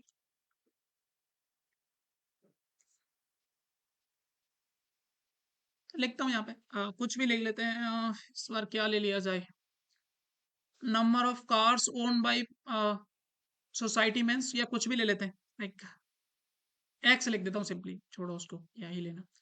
यहाँ पे लिख रहा हूँ मैं 20, यहाँ पे लिख रहा हूँ 25, 28, 32, 65।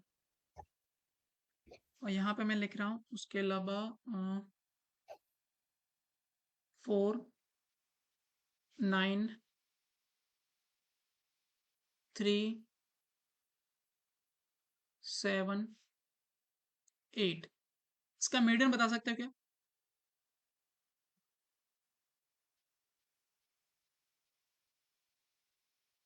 बता सकते हो क्या मीडियन? Yes sir. कैसे बताओगे? मीडियन की डेफिनेशन क्या थी? कि सर पहले तो अगर डाटा को कर पहले डाटा को क्या करते थे हम? अरेंज करते थे, और उसमें जो मिडिल मोस्ट वैल्यू होती थी वही हमारा मीडियन होती थी। वही तो हमारी डेफिनेशन होती थी इसकी। Yes sir. तो हम हमारा डाटा क्या आज? एक्स वाला ही तो डाटा है हमारा। Yes sir. 20 25 इसको हम अरेंज कर रहे हैं। इवनली यहाँ पे अरेंज फॉर्मेट में दिया भी गया है कि पहले 20 वाले लिखें, फिर उसमें 25 वाले लिखें, फिर 28 वाले लिखें, फिर 32 वाले लिखें, फिर 65 वाले लिखें। और कितनी कितनी बार रिपीट हुआ वो भी बता दिया मेरे को। क्या यही यही करना होता था? Yes sir. अच्छा, ये समझ में आया मैंने क्या बोला, ये समझ में आया तुम्हें? Yes sir. सर 28 होगा इसका मीडियन। हाँ 28 होगा। तो किया कैसे तुमने, ये बताओ पर मेरे को बस। सर ये फ्रीक्वेंसी टोटल 31 है, तो 31, 16 ओके। वैल्यू होगी। आंसर 32 डिवाइड बाय 2, तो ओके 16 आ रहा 16 है। होगी। हाँ तो गुड। और ये ऑलरेडी अरेंज है असेंडिंग ऑर्डर में, तो फिर मैंने हम्म, डायरेक्ट ऐड कर देख लिया कि 33, ये जो 28 है वहीं पे आ रहा है वो 16 वैल्यू। ओके। तुमने देखा ये 31 है, सब टोटल सम ये ऑड है, यानी कि 31 + 1/2 वाला जो टर्म रहा होगा, यानी कि 16 टर्म मेरा मीडियन रहा होगा। यस यही सर। तो किया तुमने। Yes sir. ठीक है, गुड। अगर मान के चलो थोड़ा सा और बड़ा हो जाता चीजें, सम और बड़ा हो जाता, तो फिर वहां पे सम करते। आगे से क्या करना है, सम भी नहीं करना है। मेरे को ये पता है क्या, कि मेरे पास कोई अगर 4 5 6 या 7 9 12 ऐसी चीजें लिख रही तो मैं काटना स्टार्ट करता हूँ। मैंने दो इधर से काटे, दो इधर से काटे, मेरा बीच वाला ही बच गया। मैं काटना स्टार्ट करूंगा। अब देखो काटूंगा किस तरीके से। मैंने इधर से काटे 4, और इधर से भी काटे 4, तो इधर कितने बच गए? 4 ऑलरेडी बच चुके हैं। Yes sir. अब 4 यहां से काट रहा हूँ, 4 यहां से काटूंगा तो 5 यहाँ बच चुके होंगे। 5 यहां से काट रहा हूँ, 5 यहां से काट रहा हूँ, 2 बच चुके होंगे। 2 यहां से काटूंगा, 2 यहां से काटूंगा, तो 1 यहाँ बच चुका हो। यानी कि यही मेरा आंसर रहा होगा। ओके। क्लियर है? Yes sir. काटना स्टार्ट करो थोड़ा चीजों को। अब सम नहीं करना है। इसका फायदा मिलेगा आगे जा करके। अब अगर मैं एक क्वेश्चन ऐसा लिखता, यहाँ पे लिखा 20, यहाँ पे 17, 21, एंड यहाँ पे 16, एंड 25, एंड 14, और यहाँ पे मैं फ्रीक्वेंसी लिख रहा हूँ उनकी 9 4 8 13 10 एंड 5। बताओ इसका मीडियन कितना होगा? तो first we have to arrange, इसको अरेंज करना पड़ेगा पहले तो। हाँ सर। अरेंज करना पड़ेगा। अरेंज कैसे करेंगे? सबसे पहले कौन आ रहा होगा? सर एंड में 14। वो 14 लिखा है। हाँ ये वाला 14 है। सबसे पहले 14 ही आ रहा होगा। Yes sir. उसके बाद 16, 16, फिर 17, 20, फिर उसके बाद 20। 20, फिर 21 एंड 25। यस इनके सर। अकॉर्डिंग ही मेरे को इनकी फ्रीक्वेंसी लिखनी पड़ेंगी। इनकी फ्रीक्वेंसी क्या थी? सर 14 5। वाले की 5 थी, 16 वाले की 13 थी, 17 वाले की 4 थी, 20 वाले की 9 थी, एंड 21 वाले की 8 8, थी, एंड 25 वाले की 10 10 थी। थी। अब मैं आसानी से बता पाऊंगा। हालांकि इस तरीके का सवाल अभी तक आया नहीं, बट आएगा भी तो हम इस तरीके से कर लेंगे। अब देखो काटना स्टार्ट करो। इवन दो दो को ले लिया करो। यहाँ पे दोनों का सम 18, यहाँ पे दोनों का सम 18, दोनों कट गए। अब यहाँ पे यहाँ से कट के यहीं बचा होगा 5, इसी में मेरा आंसर होगा, यानी कि 30 is the answer. Clear? Yes sir. Sorry 13 नहीं, 20। 20 इज द आंसर, क्योंकि 13 तो फ्रीक्वेंसी ना। क्लियर है? 13 कैसे आंसर है? ये वाला यस समझ सर। में आया? Yes sir. सॉरी 13 नहीं, 20। ओके। तो मीडियन डिस्क्रीट में आए तो उसको कैसे डील करना है, ये समझ में आ गया। Yes sir. ओके। और कंटिन्यूस के लिए भी देख लेते हैं। एक मिनट।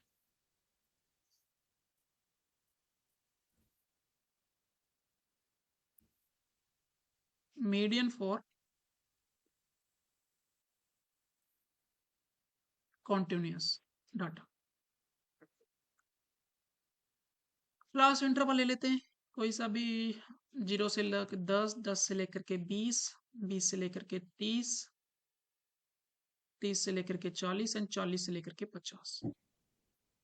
फ्रीक्वेंसी ले लेते हैं 3 8 11 15 एंड 7। अब ये निकालना मेरे को। अब यहाँ पे क्या रेंज दे रखी है। अच्छा पहली बात तो क्या तुम बता सकते हो कि मेरे जो मीडियन रहा होगा वो कौन सी क्लास में रहा होगा, ये बता सकते हो क्या यहाँ से? हम्म।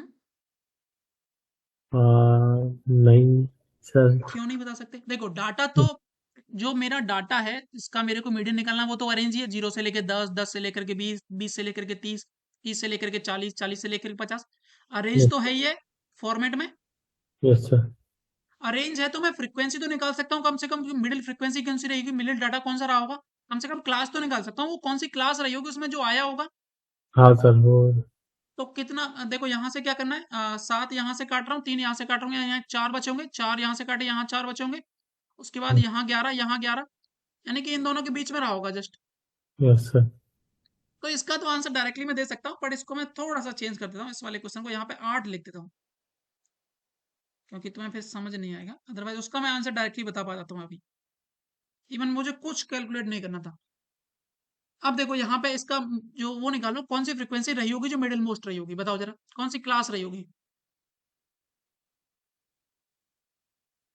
अच्छा जो मैं पूछ रहा हूँ वो समझ में आ रहा है मैं क्या पूछ रहा हूँ? Yes sir. क्या पूछ रहा हूँ बताओ जरा मेरे को। कि कौन सी क्लास रही होगी जिसमें वो। इसमें मीडियन मेरा होगा, वही पूछ रहा यस सर। हूँ, बता पाओगे? Yes sir. बताओ जरा। देखो यहाँ से अगर मैं इसको काटता हूँ, ये सर ये इस इनके कट बीच जाएगा तो में ही यहाँ रहेगी। 5 बचेगा, 5 यहाँ से काट रहा हूँ, 5 यहाँ से काट रहा हूँ, यहाँ 3 बचेगा, 3 यस यहाँ सर। से, यहाँ 12 कटेगा यहाँ से। अच्छा एक फिर से भी बचेगा। वही आ गया, किधर एक बचेगा यहाँ पे, यहीं पे तो हाँ। बचेगा एक, यस यानी सर। कि इन दोनों के बीच में कहीं रही होगी। ये तो क्लियर है। Yes sir. इससे फायदा क्या मिलेगा तुम्हें? एक मिनट। हाँ इससे फायदा क्या मिलेगा, पहली बात तो तुम्हें यहाँ से L1 की वैल्यू मिल गई तुम्हें डायरेक्टली। किसकी वैल्यू मिल गई? Lower class L1. की। ठीक है। देखो पहली बात तो मैं उसका फॉर्मूला लिख देता हूँ, मीडियन का जो फॉर्मूला होता है, फिर मैं समझाता जाऊंगा एक एक करके। मीडियन का फॉर्मूला होता है L1 प्लस n/2 माइनस के CF upon F into H, ये तुम्हारा फॉर्मूला होता है। अब इसमें दो तीन नए नए टर्म है, n/2 क्या है, CF क्या है, एंड F तो मेरे को पता ही है, F क्या है। एफ भी अच्छा, फ्रीक्वेंसी। अभी अभी के लिए एफ नहीं पता, फ्रीक्वेंसी है, बट इन्हीं फ्रीक्वेंसी में से कौन सी फ्रीक्वेंसी लेनी है वो अभी मेरे को नहीं पता है। ठीक है। सी एफ निकालना मैं जानता हूँ, एच मेरे को पता है, सी एफ निकाल लेते हैं पहले। तो पहले इनका सी एफ निकालते हैं, तो वो क्या क्या होने वाला बताओ जरा। 3, फिर 11, ऐसे ही ऐड करते हुए जाते थे, यस सर। प्लस के 22, यहाँ से ऐड करेंगे तो प्लस के 37, यहाँ से ऐड करेंगे तो प्लस के 45। यस यही सर। होने वाला है क्या? अब ये 45 आ गया, यानी कि 45 मेरा जैसे ही आया, लास्ट वाली वैल्यू, या तो इसको ऐसे ही रहने दो, इनका सम करो, summation of F N. Summation of F कितना आने वाला है? ये भी 45 ही आएगा, जोड़ो जरा, क्योंकि सबका सम ही तो हमने अभी एक क्वेश्चन किया था ना कि कम्युलेटिव फ्रीक्वेंसी की जो सबसे हाईएस्ट वैल्यू होती है वो सम इक्वल्स टू होती है समेशन ऑफ फ्रीक्वेंसीज। क्वेश्चन किया था हमने एक यस आज सर। स्टार्टिंग में। अच्छा ये बताओ समझ में आ रहा है या नहीं आ रहा है? सर आ रहा है वो। क्योंकि वो- मुझे नहीं लग रहा है तुम्हारी वॉइस से कि तुम्हें आ नहीं रहा होगा। सर आ रहा है वो, क्या अब वो इतने सारे फॉर्मूले घूम रहा है ना वो मोड के भी, कि वो LML। अच्छा वो अभी मैं क्लियर कर दूंगा, बस आज कंसेप्ट समझो, कल क्वेश्चन करेंगे ना तो कल सर्चें क्लियर हो जाएंगी। Yes sir. बट ये समझ में आया सी एफ कैसे निकालते थे। हाँ सर। समेशन ऑफ एफ करोगे तो वही 45 आएगा। अब इसमें इसी को बोल देते हैं एन, इसको बोल देते हैं एन। क्या बोल देते हैं इसको? एन बोल देते हैं। अब इसका n/2 करोगे तो कितना आ जाएगा, 45/2। 24.5। नहीं उसको ऐसे रहने दो, इसको बोल देते हैं एन, बस ये यहीं पे ऐसे ही रहने दो पहली बात तो। अब ठीक है, एक सेकंड, हाँ ये हो गया। अब उसके बाद हमें निकालनी है सी एफ और एफ। अब ये कहाँ से मिलेंगी? अब सी एफ यानी कि इनमें से कोई एक रही होगी, और एफ इनमें से कोई एक रही होगी। एक तो तरीका ये है कि इसका आधा करो, 45 का आधा करो, यानी कि वो आने वाला है 22.5 समथिंग, इतना ही आने वाला है। Yes sir. तो इससे जो जस्ट छोटी हो उसको ले लेते हैं, इससे जस्ट छोटी हो उसको ले लेते हैं, तो यही छोटी रही होगी जस्ट इससे पहले, यस सर। ये मेरा सी एफ हो जाता है, उससे एक नीचे वाला मेरा एफ हो जाता है। एक ओके। तरीका ये है, और दूसरा तरीका अभी हमने क्या देखा था कि फ्रीक्वेंसी निकाल लो कि कौन सी वाली रही होगी। तो मैंने जब देखा था कि सबको काट पीट के निकाला तो यही फ्रीक्वेंसी रही थी, यहाँ से हमने मॉडल क्लास निकाली थी अपनी, sorry yes median sir. Class निकाली थी। तो ये 15 हो गया, इससे ऊपर वाला सी एफ हो जाता है, ऐसे कर लिया करो, उल्टा भी चले जाओ। एल वन मेरे को पता है 30 है, तो यहाँ पे रखो 30, एन बाई टू कितना होगा 45/2, सी एफ कितना है 22 डिवाइडेड बाई एफ इंटू 10, 15। ये मेरा आंसर हो जाएगा। क्लियर है? Yes sir. तो यहाँ से कितना होने वाला है 30 प्लस के यहाँ से 44 यानी कि 1/30 ये इंटू 10, यानी कि 0.33, हाँ सर। इतना ही तो होगा। यस नहीं सर। समझ में आया क्या? नहीं नहीं, आ गया सर। देखो दो तरीके हैं सी एफ और एफ निकालने के, या तो एन बाई टू का आधा करके अच्छा मैं एक क्वेश्चन कराता हूँ, उसमें सारी चीजें क्लियर हो जाएगी, एक मिनट। वैसे तो ऐसा कुछ ज्यादा नहीं है क्वेश्चन में, इस बार फॉर्मूला याद हो तो सारी चीजें हो जाती हैं।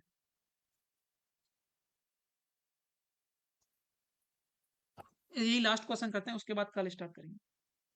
एक क्वेश्चन कराता हूँ, यहाँ पे मैं क्लास इंटरवल लेता हूँ, 0 से लेकर 10, 10 से लेकर के 20, 20 से लेकर के 30 एंड 30 से लेकर के 40 एंड 40 से लेकर के 50, और फ्रीक्वेंसी ले लेते हैं 4, 9, 11, 15 और 4। बताओ जरा मीडियन क्या होने वाला है इसका? एक सर।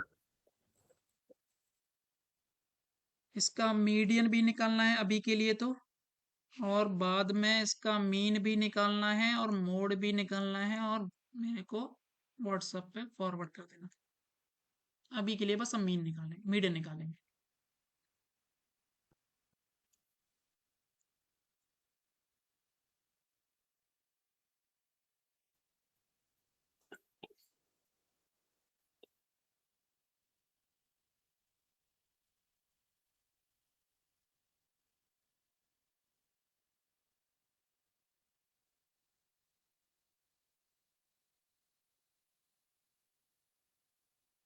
सबसे पहले क्या कर रहे हो? सर क्यूमुलेटिव फ्रीक्वेंसी निकाल दी सबसे पहले। कम्युलेटिव फ्रीक्वेंसी निकालनी, गुड।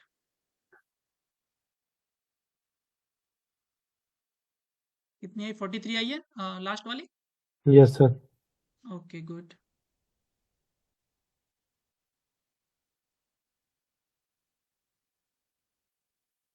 या तो इसी को एन बोल दिया करो, लास्ट वाली को, बात तो एक ही है।